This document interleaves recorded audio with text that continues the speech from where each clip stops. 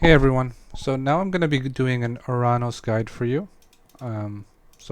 Before we get started, let's just take a look at Oranos. These are his bonuses right around here. It's really highly emphasized on sky passages. If anyone played the original game, they know that Oranos was a very aggressive civ with units being really fast and raiding and whatnot. You kind of still have that as well, but now it's a little bit more balanced with more sky passages and different types of play, right? So you get more line of sight, and units are visible for 25 seconds after you hit them, right? So essentially, these are the two characteristics that allow you to raid well. These ones here, people have been playing around with them quite a bit. It's awesome for being out in the map and hunting in different spots and being safe, so you don't get raided or anything like that. But in this build, we're going to focus primarily on these two right here. Another great tech that Oranos gets is Empyrean Speed, which allows his infantry to move 10% faster. This is located in the temple. And the best part about Oranos, in my opinion, is his Age 1 god power, which is Shockwave, which in my opinion might be the best Age 1 god power in the game. Except for maybe Freyr and a couple others, but I think it's one of the strongest god powers in the game. Okay?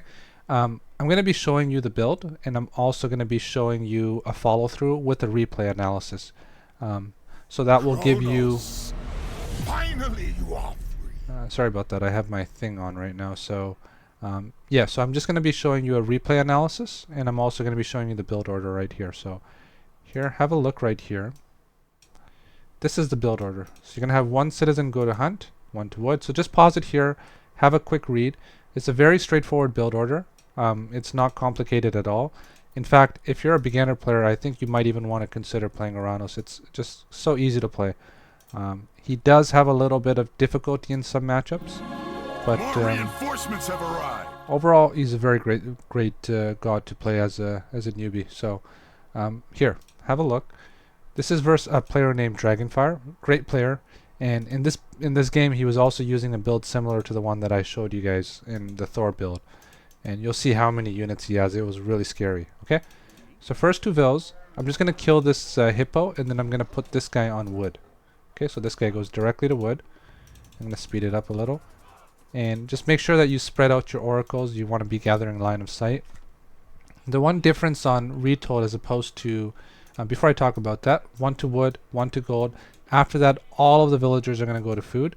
Build a house with your gold villager, and then once you have enough for a temple, build it with your wood villager. You can also build it with your gold villager, it's up to you. So, very, very easy build order, okay? And then these oracles now give you line of sight, plus they also give you favor gathering. So in the old game, favor gathering was just on TCs alone. Here, favor gathering is on how much line of sight these oracles can see. So you want to make sure that you use them very efficiently early on. Okay, so put one there, put one here, and put one here. So as it gets more vision, it's going to get more favor generation, right? So just going to put one more on food there. And as you move with these oracles, they still retain a little bit of line of sight, which is really cool. You see how his line of sight slowly disappears. It doesn't go away all at once. Okay, back to the build. Just make sure that you have one on wood, one on gold, and then the rest of them are just going to keep going on food as the game progresses. As soon as you have 150 wood, 150 gold, drop your temple. Okay. Also, once again, as always, as I've stressed in many different videos, just start looking at the map. Start memorizing the resource placements. I know I have hunt here. I know I have gold here, right? So, thinking in my head, like looking in hindsight into this game, a nice little wall here would have been perfect. Maybe a manor here and a wall there. I know I'm going to use this as my second hunt source because it's reasonably the closest one as far as I can see. You can also use this one too. But I went over here. Okay, so now I'm clicking advance around 2 minutes and 56 seconds, right? So it's pretty fast. And as I'm advancing, I'm going through Prometheus because I'm going to show you guys a really cool follow-through that I tried this game. But as I'm advancing, you can decide if you want to put your guild hall down right now. You can get hand axe and pickaxe, which I would probably recommend in most scenarios. So throw your guild hall down and put hand axe and pickaxe. Me personally, I was thinking of trying to like put a lot of pressure onto him, so I didn't get it this game. But it was, in looking back at it, it was a mistake. I think definitely get your hand axe and pickaxe versus almost every civ, unless you're getting rushed. I also like to create one extra oracle, so I can get some more favor generation going on. So this guy is gonna, I just created this guy from the temple so I can get some more favor gathering. Be very careful with your oracles, right? Since they gather favor now, you want to put them in safe locations so he doesn't kill them. So I put one here, so when I want to check the gold mine, I can. And I put one here so I can see if he's getting this hunt in this town center. I'm going to move it a little closer, I think, as the game progresses, but that's essentially why I did it. Here, this guy is mostly just to check this path right here to see if any units are going through here. Because my units are going to be funneling through the middle, right? So as they're funneling through the middle, I have line of sight of the sides. Okay, so now I'm up to age 2. When I was going up to age 2, I had 3 on wood, and I had 2 on gold, and then I had 4 on food. Alright, another strategy that I have with Prometheus is I use my valor on my citizens. So for those that are not familiar, if you use valor on your citizens, you get an extra 10% gathering on them. And I'm going to show you guys something a little bit later on which is even cooler, so stay tuned for that. But just a rule of thumb, if you're not worried about the early game myth unit, just start using valor on your citizens. It's a really good use in my opinion. Gives you a really nice eco boost, and it also gives you a little bit more safety because they have a little bit more stats. They have 25 extra hit points, and that's good to have, right? So now I started with the barracks. You can go barracks and counter racks at the same time. I started with just the racks. I want to see what he's doing. I want to see if I can do damage. Since he went Forseti, it's very hard to really do any damage, right? So I got my guild hall up. I'm going to get hand axe and pickaxe. I suggest you get this a little sooner. I'm going to add a counter axe here because I'm assuming that he's going to throw some throwing axemen into the mix. And even if he doesn't put any throwing axemen into the mix, I can just make some catapulties, which are great versus cavalry. Okay, so now I'm looking to do damage. I'm checking his hunt over here to see if he has anything there. And, you know, and I'm just looking around to see what he's building, what he has, where his units are, what his buildings are. You can see, I can see this raiding cavalry in the fog of war because I damaged it. That's Oranos' bonus. If you damage a unit, you can see exactly what he's doing after the fact. So it's really cool. Okay, so he's doing a little bit of raiding. And so I'm just preventing his raids from doing any damage. And here, very shortly, you're going to see I was really surprised because his army was absolutely massive, right? You're going to see very soon. And I got caught off guard. But before I talk about that, this is what I wanted to show you. Prometheus has a special technology called Theft of Fire, which costs 100 wood and 20 favor. And this makes your citizen heroes, so the ones that you've been valoring, 20% more effective. So instead of the 10% that they already have, compared to regular villagers, now it's 20% on top of that. So citizen heroes gather 30% faster than regular villagers. The tooltip hasn't updated here, but take my word for it. It is 30% faster than a regular villager. So this is really good. If you're just going to be playing one base, one TC, this is a good way of increasing your economy while still being safe at the same time. Okay, so I'm going forward now with my army, and I'm like, oh my god, that's a massive army. That's way bigger than what I have. And that's because, remember I talked about in the Thor build, like Thor has an insane economy. And not only does he have a bigger army than me, he has armory upgrades too. He has both his armor. So I have no chance whatsoever versus this army.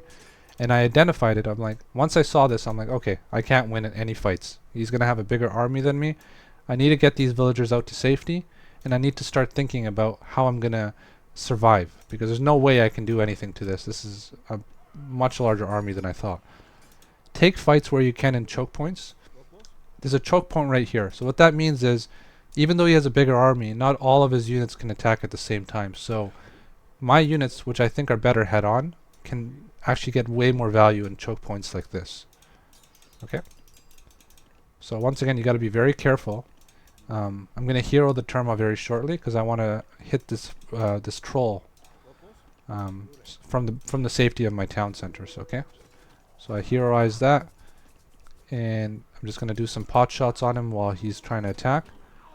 Just got to defend very well. You got to use this town center to your advantage. There's no way you can fight this army on open fields. You have to be very defensive. Stay near your town center. And then slowly wait this out. You know, you're going to have a slight... You're going to catch up in eco very soon with the citizen heroes. But as of right now, be very careful. Don't take any unnecessary fights. And keep on adding facilities. More military facilities. And start getting your upgrades as well. Don't take unnecessary fights. Look for good opportunities like this one, right? You're going to see... once you see good opportunities, you want to try to get some free units there. Right, like that. So now I'm going to get a lot of free units. I'm going to equalize the military advantage. Remember I talked about it. Oranos' Age 1 God Power is one of the best in the game. So you really want to take advantage of Valor. Okay, here I know that once again I talked about in a different video, but if you know that you can't contest him one-on-one in terms of army, you need to find other ways to do damage. So I'm going to take some of these military units, you're going to see very shortly, and I'm going to try to split this army by going and raiding. So I'm going to go and raid right now. And you might not realize it here, but you see where you put your buildings is going to help you a lot. I created all these little tiny choke points with these buildings. I put a counteraxe here, a guild hall here, an armory here. You have all these choke points to fight in. There's no way he can just attack with this massive army and be effective with it, because I can funnel him through these little choke points. Okay, so now I'm going to look for some damage. I'm going to check his hunt, because that's where I think he's going to be, and bingo, I found it, right? 4 villagers, just like that. And I got an ox cart, and I think I got a couple units. And now he's trying to do the same. He's trying to do some raids. And I know he might be coming onto this resource pack right here, so I made some extra manors, so I can garrison my villagers inside them. That's a really good bonus. Another option that I should have done, looking back in hindsight, is I should have put a sky passage here. Oranos gets access to sky passages, so that means you can just garrison all your villagers here and pop out into your main base right here, which is really cool. I didn't use it this game, but I should have. Okay, so now I'm pressuring him a little bit over here, splitting his army, and now I see his army's right over there. Once again, I still don't think I have a stronger army, so I'm not going to take a fight on unnecessarily. I'm just going to play safe. Like, this army is massive. You don't want to take the risk. Even though it might be an not even match, but it might be a close match, just play safe, let him come to you, and pick your opportunities, pick your battles. Okay, so now see, this Oranos bonus is really cool because I did some damage. Now I know these RC are coming in for the raid, so that saved me quite a bit. And I think I got some units too. You see, I took some more free units here, whittled down the army disadvantage, right? He has 117, I have 104. And obviously I don't get access to this in game, so you kind of got to feel it out to realize, okay, do you think my army is bigger or not, just by looking at it. Now, the most dangerous position I have right here is this gold. If this gold gets overtaken, I'm going to be in trouble. So I need to keep my army here to defend it. And he found this little, all these vills over here. So what I suspected was he's going to come in for a little raid with some units there. And at the same time, he's going to flank me on my gold mine, which you see how I split my army here because I knew what was going to come. So I split my army here and I ran my vills to safety. Now, he's looking to finish me off at this point, right? He knows he has a much bigger army than me. So what I do is I funnel him through these choke points right here, and then I attack. If this was on an open field, if I didn't have all these buildings here, he would have just completely ran through me. There's no way I would have had any chance. Okay? And what I was doing at the same time was I was jumping up to age 3. My army can't beat his army in age 2, so I jumped up to age 3 with Hyperion. I cast his chaos on his units, and now I just completely destroyed his army in a very favorable position to myself. If you can try to fight near your base, right? So I fought near my base. I have the benefit of reinforcements coming out to help me, and I also used a god power to lock his units in. Okay. Now I'm in an excellent position, and from here on out, I just win the game. Okay, so there's not much to see here. I just ran right through him. So just to go over the build, you get access to Prometheus and you get access to Oceanus. Oceanus has a flying unit, which is the Caladria, and the Caladria can heal your units and it can kind of debuff his units at the same time. And Oceanus has a really nice offensive god power, which is Carnivora. So both options are great. I wanted to try Prometheus here. I have a lot of citizen heroes, right? I have 8 citizen heroes, and these 8 citizen heroes are gathering at 30% the speed of these 18 villagers. I feel that was the reason why I was able to actually keep up a little bit in economy, and also get that age 3 really fast, whereas he's still on age 2. So make sure that if you're going to go for this strategy, you get this technology, which is Theft to Fire. And yeah, that's pretty much it. Choose your battles wisely. Make sure that you use your base to your advantage. Try to, if you can't fight his army head on, try to do damage in other ways by raiding. One thing I forgot, which I should have definitely got, is this upgrade right here, which is Empyrean Speed. That would have made my raiders even better, right? So thank you guys for watching. I'm just going to show you the final battle in action. And from there on out, it was all over. Alright guys, thanks for watching. Take care. See you later. And if you guys are watching this pretty shortly, I'm going to be streaming today, so come and check out my Twitch if you can. Alright, bye guys.